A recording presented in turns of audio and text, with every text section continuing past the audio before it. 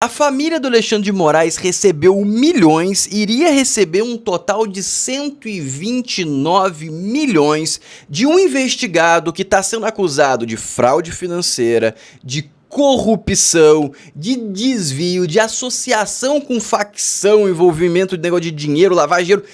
Tudo. Esse homem está mais sujo do que pau de galinheiro. E agora, no celular dele, encontrou contratos e conversas onde ele dizia assim: o pagamento para a família do Moraes era prioritário, vinha acima de tudo. Esse pagamento não pode deixar de acontecer. Perfeito? Anota isso. E aí você vai pegar, olhar para mim, com pouca crença, com pouca fé, um homem de pouca fé, e vai falar assim: Floriano, mais um dia no Brasil. E aí você pode até tentar argumentar comigo falando: Floriano, você não viu que o filho do presidente recebia 300 mil por mês, recebeu 25 milhões, está fora do país, nada aconteceu. Na crise do INSS, simplesmente se desviou 3,9 bilhões e nada aconteceu com os grandões. E agora eu vou te provocar a olhar para um ângulo diferente dessa notícia, olhar para um ângulo diferente para eu tentar te persuadir que as coisas podem, e tudo indica que está mudando, que a temperatura do Brasil está começando a se alterar, que possivelmente pessoas honestas estão chegando a cargos de poder que podem influenciar o rumo do país para uma direção melhor do que a gente está atualmente. Por quê, Floriano? Porque simplesmente quem fez a investigação, quem pegou o celular? Polícia Federal. Quem fez a investigação do celular? Polícia Federal. Quem revelou esses dados? Polícia Federal. Quem que foi o alvo disso tudo? Alexandre de Moraes. A Polícia Federal indo contra ou revelando coisas que não são saudáveis para a imagem do Alexandre de Moraes.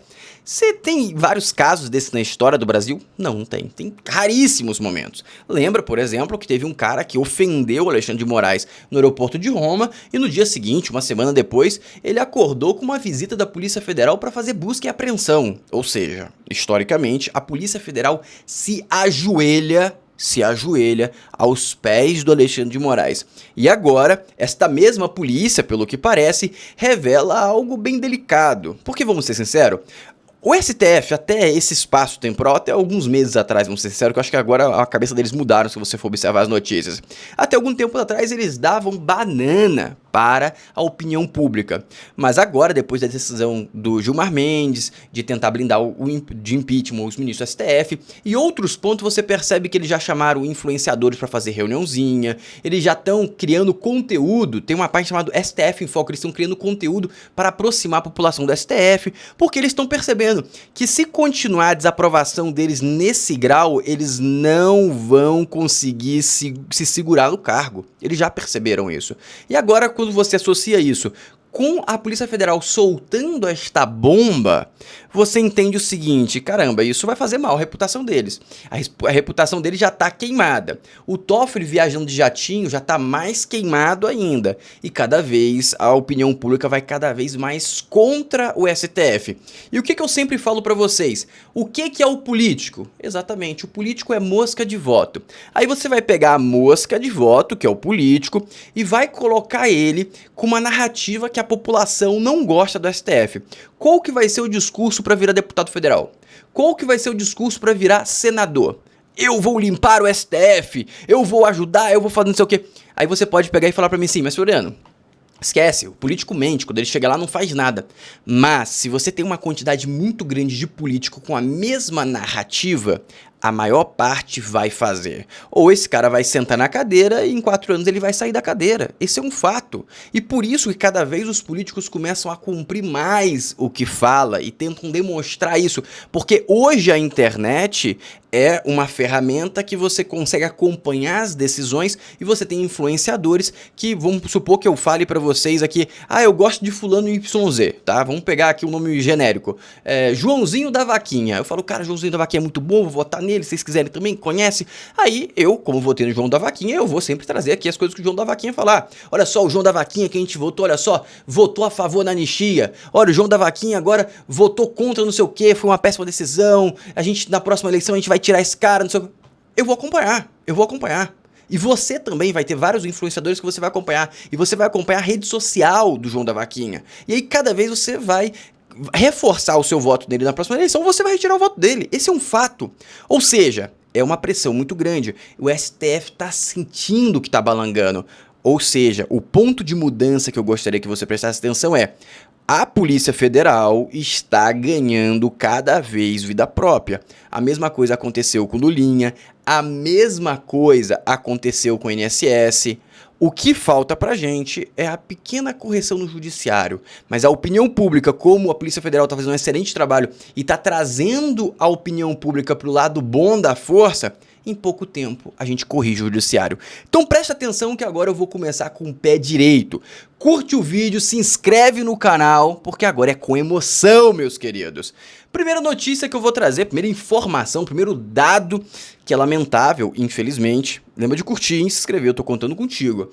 É que o dólar bateu 5,47. O que está acontecendo? Basicamente, a imprevisibilidade das eleições está machucando completamente a economia do país e o dólar. Isso é ruim ou isso é bom, Floriano? Na minha humilde concepção, isso tem dois pontos de vista. Ponto de vista 1, simples, direto, é péssimo para a economia. O dólar está subindo, vai ter inflação. Ponto de vista 2, é bom para a política, do nosso ponto de vista. Por quê? Vai gerar inflação, vai piorar ainda mais a economia de 26. Quem que vai sentar nesse nabo? Exatamente, é o Lulinha. O nosso presidente vai sentar nesse nabo. Quem que vai ser o culpado desse dólar? Ah, vai ser o Flávio Bolsonaro. Não, senhor. Vai ser o presidente Lula. Mas, Floriano, a grande causa qual que é? A grande causa é o próprio presidente Lula. Quando o Flávio Bolsonaro entra na corrida eleitoral, ele aumenta a probabilidade do Lula ganhar. Aumentando a probabilidade do Lula ganhar, tá aí o resultado do dólar. O dólar sobe, porque o Lula é um péssimo presidente. Por isso que eu falo pra vocês, invistam em dólar, se preservem, tenham uma reservinha, façam um seguro. E quem começou aqui, quem me acompanha há muito tempo, sabe que eu falo disso desde os 5,20, cheguei a falar isso 5,25. Quem comprou a 5,27 aqui, ó, já está ganhando apenas com dólar 3,5. Mas como eu sempre falo para vocês, não é para você pegar e comprar o dólar e guardar, é você comprar o dólar e investir em ativos americanos ou internacionais. Então a pessoa ganhou esses 3 e pouco, mais a rentabilidade do período que ela permanece investida, deve ter batido aí tranquilamente uns 4%, talvez até 5%, dependendo do nível de risco que ela aceitou tomar. E tudo isso eu ensino no meu e-book, Investindo em Dólar. E esse é um e-book que é mais que um e-book. Dentro do e-book, ontem eu disponibilizei a primeira aula, que é uma aula a importância de investir em dólar, que eu expliquei por que é importante e passei mais segurança para todo mundo que quer investir em dólar. E aqui em cima você tem todo o e-book já entregue.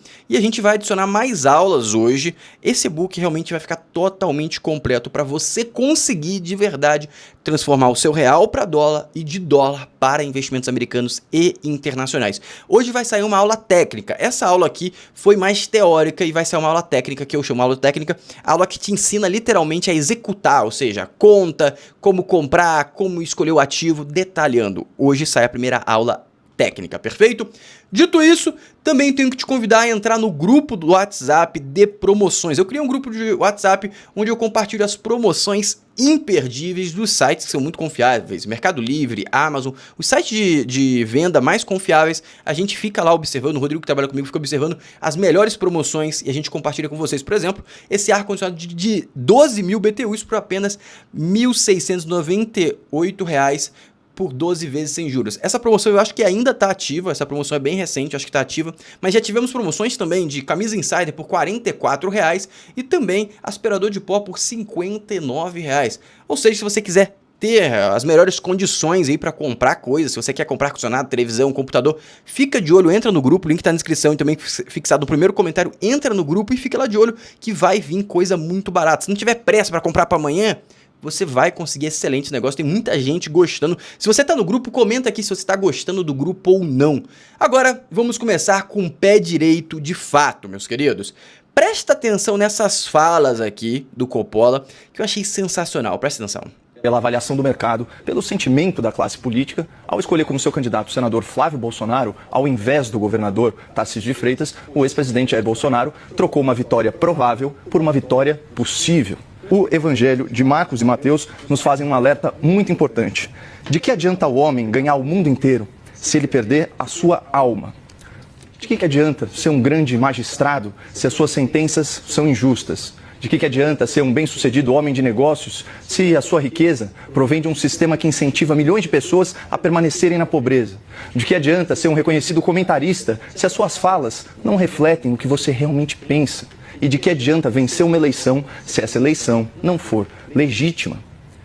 Existe aqui um problema na nossa democracia anterior à disputa eleitoral. Um problema que o sistema prefere varrer para debaixo do tapete. O fato de que, no Brasil, o poder não emana mais do povo, como estabelece a Constituição, mas sim dos altos tribunais. Os principais órgãos de imprensa vêm denunciando que a justiça brasileira promove censura opositores políticos, aplica penas desproporcionais aos seus críticos, viola o devido processo legal, blinda autoridades judiciais contra o impeachment e decreta o sigilo de processo de interesse público. Tudo isso enquanto juízes, seus familiares, seus associados enriquecem exponencialmente. E toda essa iniquidade, de certa forma patrocinada pelo Estado brasileiro, sob beneplácito das nossas elites, encontra aí o seu ápice nas absurdas condenações ao ex-presidente Jair Bolsonaro. Um homem que foi sentenciado por juízes suspeitos em um tribunal incompetente por condutas que ele não praticou. O remédio constitucional para toda essa injustiça é uma anistia ampla, geral e restrita aos perseguidos do 8 de janeiro, mas certos caciques do Centrão no Congresso Nacional, reféns dos seus próprios crimes e temendo represálias da justiça, não pautam essa votação que pacificaria o país. Ou seja, o que o Bolsonaro exige com razão é que aqueles que desejam o seu apoio em questões eleitorais antes demonstrem seu apoio em questões morais, que são muito mais importantes. Como disse o senador Flávio Bolsonaro, agora pré-candidato à presidência da República, o preço para que ele desista de concorrer é que a justiça e a verdade sejam restabelecidas democraticamente, não por sentenças enviesadas de juízes não eleitos, mas pela vontade expressa da maioria eleita do parlamento. E vejam só que reviravolta do destino. Jair Bolsonaro, esse homem que foi derrotado pelo mundo, agora está encarcerado, enfermo, censurado, ainda tem a alma mais forte que qualquer um dos vitoriosos que o perseguiram. E por isso, mesmo preso, doente e em silêncio, Bolsonaro é a voz mais influente do país. E essa voz, Débora, decidiu que a virtude é mais importante que a vitória e que a luta por justiça é mais importante que a corrida pela eleição. Eu tô lendo um livro agora que casa totalmente com o cenário que a gente está passando neste exato momento. O livro é The Mind of Napoleon, que é basicamente a mente de Napoleão, que fala como que o Napoleão passava embasado em cartas, em conversas relatadas pela história, assim. Obviamente que nem todas as cartas devem ser verdadeiras, eu não tenho um grau de confiança quando você vai muito para trás no tempo. Mas o pensamento do Napoleão expresso em cartas e sobre a visão dele política é um negócio que tem me chamado muito atenção. E uma parte desse livro me chamou muito, mas muita atenção de forma bizarra mesmo. E a visão do homem naquela época disso, de comunicação, era perfeita.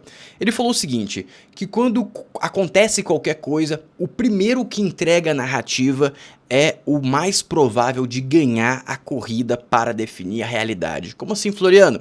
O Flávio Bolsonaro pegou e foi indicado. Qual que foi a narrativa imediata? Flávio Bolsonaro é um cara fraco e é um cara que aumenta a probabilidade do Lula ganhar. Essa foi a narrativa que foi a mais entregue. Pode ser verdadeira ou pode não ser verdadeira. Depois eu comecei a analisar que qual era o argumento para o Flávio Bolsonaro ser fraco. Ah, ele tinha escândalos de corrupção. Mas, amigo, será que num debate entre o Lula e o Flávio Bolsonaro, o Lula vai virar pro Flávio Bolsonaro e falar assim, você é corrupto? Alguém vai pegar e falar, não, então não vou votar no Flávio Bolsonaro, o Flávio Bolsonaro é corrupto. Não é possível. Conseguiu entender?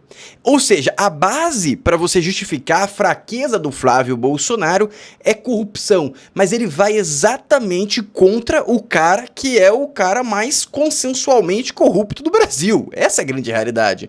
Ou seja, isso não vai transferir voto. Então o teto de vidro do Bolsonaro não é real. Mas essa narrativa me pegou de primeiro caso. Depois que eu escutei a questão do livro, eu parei e comecei a pensar de forma racional. Quase fiz uma equação, literalmente. E aí eu cheguei a esse ponto e falei, eu acredito que sim, o Flávio pode... Eu acho que, na minha cabeça, o Flávio é mais fraco politicamente, em questão, do que o Tarcísio, por exemplo, que é um cara mais neutro e tem pouca rejeição, e as próximas eleições caminham também para ser um jogo de rejeição. Mas a argumentação para explicar a fraqueza do Flávio não está embasada na realidade. Isso é muito importante a gente perceber, e quando ele fala esse ponto aqui, é muito relevante, porque ele fala a questão da moral e da ética, e ele fala exatamente do STF. STF, que o STF está caminhando para a questão do enriquecimento e as pessoas não estão fazendo nada porque o parlamento, a Câmara e também o Senado está sequestrado. Essa é a realidade. E esse é o grande receio do próprio STF em 26. Agora tem uma fala do Ciro Nogueira que eu acho que é a essência de um político brasileiro, que aí já também é sobre o próprio Flávio Bolsonaro. Presta atenção. Flávio é um dos senadores mais próximos, dos melhores amigos que eu tenho na minha vida pública. Se eu tivesse de escolher pessoalmente um candidato para suceder o presidente Bolsonaro, eu não tinha dúvida, era o senador Flávio, pela minha relação próxima com ele. Só que política não se faz só com amizade, faz com pesquisas, com viabilidade, ouvindo os partidos aliados. Isso não pode ser uma decisão apenas do PL, tem que ser uma decisão construída. É muito importante nós unificarmos todo o campo político de centro e da direita, porque senão nós não vamos ganhar a eleição. E eu estarei hoje reunido com ele na sua casa para ouvi-lo, o que é que ele pensa, né, para que a gente tome a decisão. Eu já tinha externado anteriormente que os dois candidatos que poderiam unificar essa chapa era o nome do governador Tarcísio, que era o mais forte, ou do governador Ratinho. Mas política é como nuvem. Aquele momento, também, eu não sou senhor da As falas dele aqui mostram um cara sequestrado, na minha opinião. Como assim, Floriano? Porque simplesmente se ele fala que o cara é bom, é amigo dele, não vou porque viabilidade. Eu acho que é muito importante estudar a viabilidade, mas se ele coloca o cenário que o Flávio Bolsonaro chega ao segundo turno, a probabilidade do Flávio ganhar do Lula é gigante com o apoio do Centrão. É praticamente unânime com o apoio do Centrão. Por quê? Porque aquele caso que eu falei pra vocês, você não vai conseguir ter um contraste pra tirar voto do Flávio Bolsonaro com corrupção, que é o teto de vidro dele na teoria. Na teoria, esse é o teto de vidro. Ou seja, quando os dois têm o mesmo teto de vidro e um tem um teto de vidro que já tá todo quebrado, que é o do caso do Lula, você não tem como quebrar o do outro, entendeu? Não tem como perder. O que ele fala aqui é o seguinte: ele não quer apoiar o Flávio Bolsonaro porque ele não vai ter controle. E o Flávio Bolsonaro é um cara que com certeza vai ter sangue nos olhos para ir para cima do STF. E o Ciro Nogueira é um cara que está sendo citado no caso do Banco Master, no caso do INSS, teve reuniãozinha com aquele cara do Beto Doido, parece que ele teve um almoço, um jantar com o Beto Doido. Não, acho que foi ele, o Fudoval Columbo. Alguém teve um jantar com o Beto Doido, mas foi a galera do Centrão, perto do Ciro. Teve vários casos, ou seja, esse cara, se você for realmente colocar uma PF justa, um STF justo, é possível rodar. É possível que ele caia. Então ele não quer o Eduardo. E agora vem algumas falas do Tarcísio e também a força do Tarcísio nesse exato momento. Ele foi em um evento aqui em São Paulo, presta atenção. Isso aqui foi um Diadema. O Tarcísio, ele preparou uma reeleição monstruosa em São Paulo. A reeleição dele em São Paulo foi tão bem preparada que o projeto pode ser amplificado para a projeção nacional. E por isso que ele é um candidato muito forte. Como assim, Floriano? Simplesmente o Tarcísio vai entregar o governo dele em São Paulo com a menor taxa de criminalidade do país. Ele vai entregar um monte de obra que ele cronometrou para entregar em 26. Tem trem que foi entregue, que tá fazendo teste há 1 ano já para ser entregue. Trem não, aquele elevado, não sei quantas décadas para ficar pronto. Ficou pronto com ele esse ano, na metade desse ano, ou no início desse ano, e tá testando já faz mais de ano. Eu não sei se tem que testar essa quantidade, mas por acaso os testes vão acabar em 26. Ou seja, ele cronometrou. Ah, Floriano, isso não é injusto ele pegar e ficar segurando. Amigo, vamos ser sinceros, das sujeiras do país, essa é a menor sujeira, né? Se esse for o preço pra gente ter alguém mais honesto se esse for no futuro a pior corrupção, a pior manipulação que a gente tiver, eu vou aplaudir de pé. Vamos por degrau, né? Vamos elevar a moral do país por degrau. Então esse aqui a gente não tem como criticar ainda, porque o cara já tá operando muito abaixo das ferramentas do cara muito de cima. Por exemplo, o Lula. O N7 desviou 3,9 bilhões. Até agora não tivemos nenhum grande escândalo em São Paulo, que eu saiba pelo menos. Ou seja, ele cronometrou tão bem as entregas de obra e tudo que puxa voto, que ele vai ter uma reeleição em São Paulo clara, não tem como, tá? Não tem como não ter reeleição. E aí teve gente falando assim, ah, mas a privatização da Sabesp. Tá bom, imagina uma discussão eleitoral entre o Lula e o Tarcísio, aí ele fala assim, você privatizou a Sabesp. Aí ele, realmente, mas a Sabesp não quebrou, eu recebi dinheiro, não tô colocando. E os Correios, que você vai ter que colocar 10 bilhões e tá tentando demitir 15 mil pessoas por demissão voluntária. Pum, acabou. Próximo, por favor. Acabou, falou, tchau, entendeu? Agora, o Tarcísio vem e demonstra uma lealdade muito grande ao Bolsonaro, que por acaso, se o Bolsonaro sentir uma fragilização no Flávio Bolsonaro, ele vai trocar pelo Tarcísio. Isso é um fato. Por quê, Floriano? O Bolsonaro não tem espaço para perder as eleições de 26. Perder as eleições de 26 pro Lula é ele ser condenado para a eternidade à prisão. Essa é a realidade. Nós, como foi amplamente noticiado, e o próprio Flávio falou isso, ele esteve comigo na sexta-feira passada, nós conversamos sobre isso. O presidente Bolsonaro, que é uma pessoa que eu respeito muito, e sempre disse que eu ia ser leal ao Bolsonaro, que eu sou grato ao Bolsonaro, eu tenho essa lealdade, é inegociável. Ele disse, o Flávio, da escolha que o Bolsonaro fez pelo nome dele, e é isso, o Flávio vai contar com a gente. O Flávio tem uma grande responsabilidade a partir de agora, ele se junta a outros grandes nomes da oposição que já colocaram seus nomes à disposição. A gente tem o Romeu Zema, a gente tem o Ronaldo Caiado, acho que outros nomes vão aparecer, a gente pode ter aí o Ratinho Júnior, todos extremamente qualificados, e a responsabilidade que recai sobre os ombros dele agora é discutir o futuro do Brasil, é estabelecer um plano de consenso que pense, que olhe aí o futuro do nosso país. Olha só, como foi... Conseguiu compreender aqui? Ele se colocou à disposição, ele se demonstrou fiel. Isso aqui pode ser um teste até do Bolsonaro para colocar o Tarcísio. E no ponto que eu falei sobre preparação, olha como o cara se preparou. Tá saindo vários videozinhos desse aqui no Instagram dele, mas o cara se preparou. Ele vai entregar também outro ponto, além da queda de homicídio, ele vai entregar alguns cases muito midiáticos, como esse aqui, ó.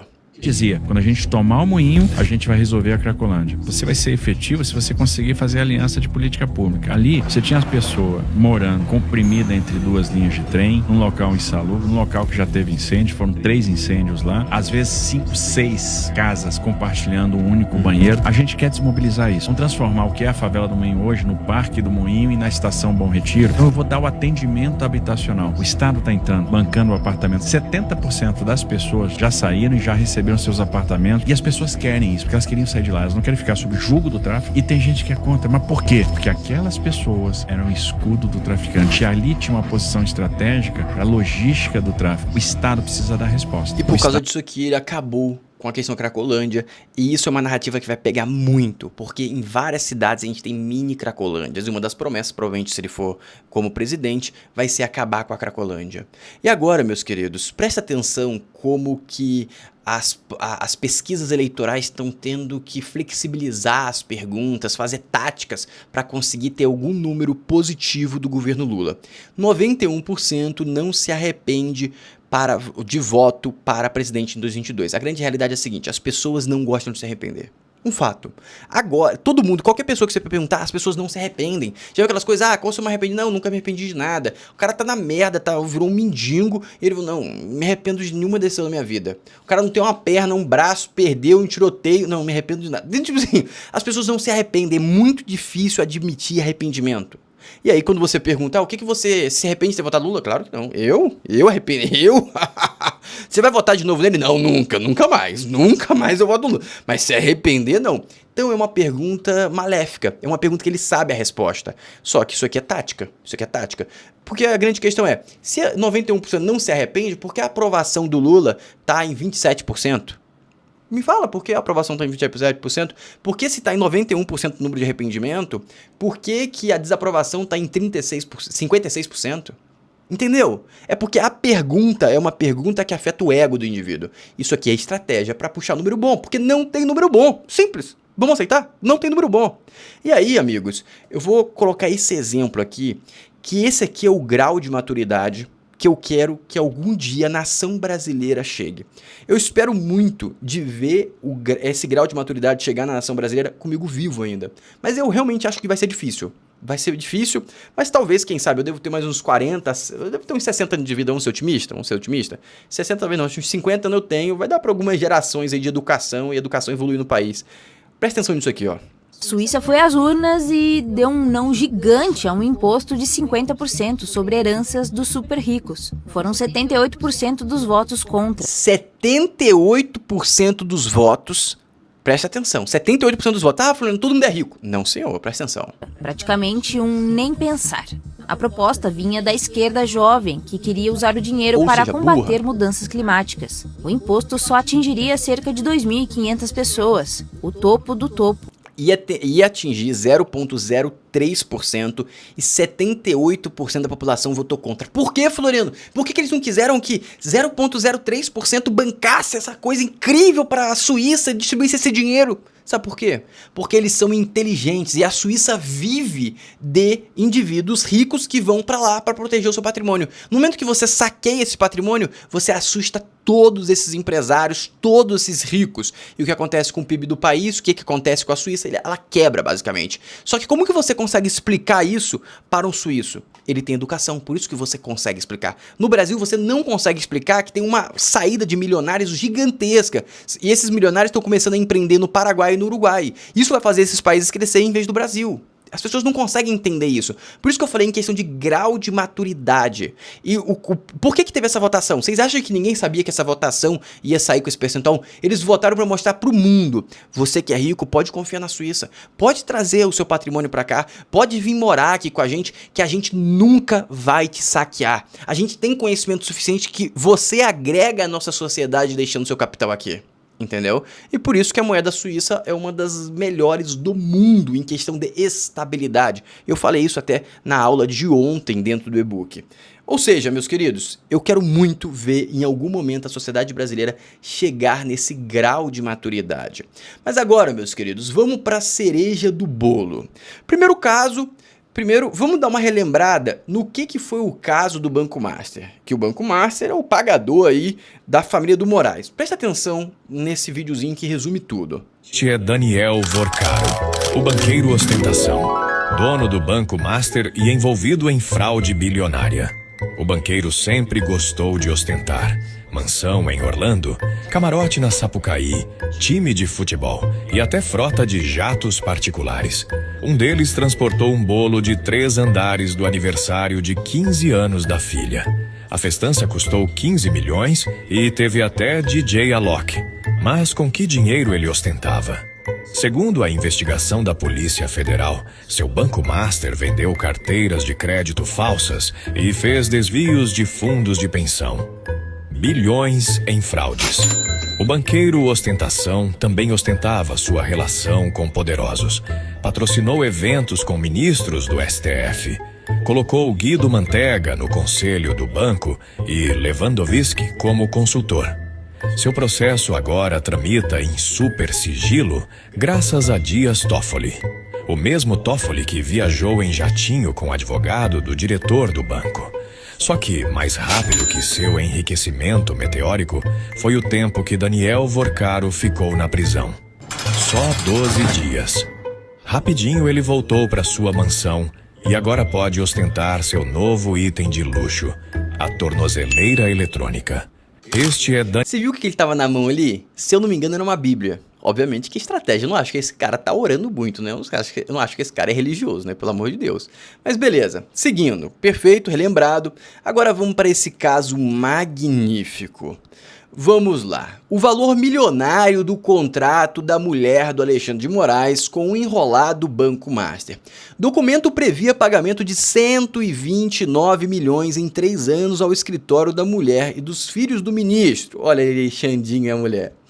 Causou furor nos escritórios de advocacia que defendem o Master a informação de que o contrato do banco com a mulher do ministro Alexandre de Moraes, Viviane Barsi de Moraes, foi apreendido na Operação Compliance Zero, como informou o colunista Lauro Jardim. Na ocasião, além de executar ordens de prisão do controlador do Banco Master, Daniel Vorcaro, e dos 6 executivos ligados ao caso, a PF também apreendeu celulares e notebooks. Mas o que mais preocupou os advogados do Master nem foi apropriadamente o fato de existir um contrato, e sim a remuneração de 3,6 milhões mensais por 36 meses a partir do início de 2024. E essa remuneração é por causa de um indivíduo específico. Eu tive até reunião com esse indivíduo e eu tenho até uma live com esse indivíduo que eu vou falar já.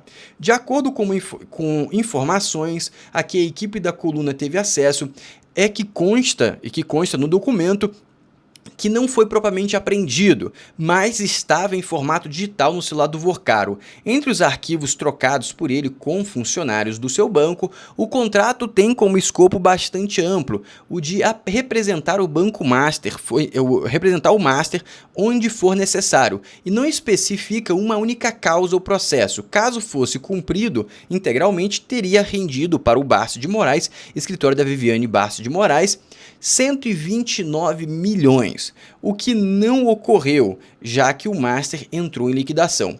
Tudo indica, porém, que o escritório foi regiamente pago enquanto possível, porque as mensagens da equipe do Vorcaro deixam claro que o desembolso para a Viviane eram prioridades para o Master e não podia deixar de ser feito em hipótese alguma. A equipe da coluna procurou o escritório da Viviane Master e o Master para saber o quanto afinal foi pago e por quais causas, mas não obteve retorno. No escritório, uma funcionária que atendeu o telefone disse que ninguém falaria, o que também não poderia fornecer e que também não poderia fornecer um e-mail para envio de um pedido de informação. Já o Master não respondeu ao questionamento da reportagem. Procuramos também o ministro Alexandre de Moraes por intermédio da assessoria de imprensa do STF, mas não tivemos resposta. O espaço está aberto para manifestação. Agora vamos lá, o que tem de histórico?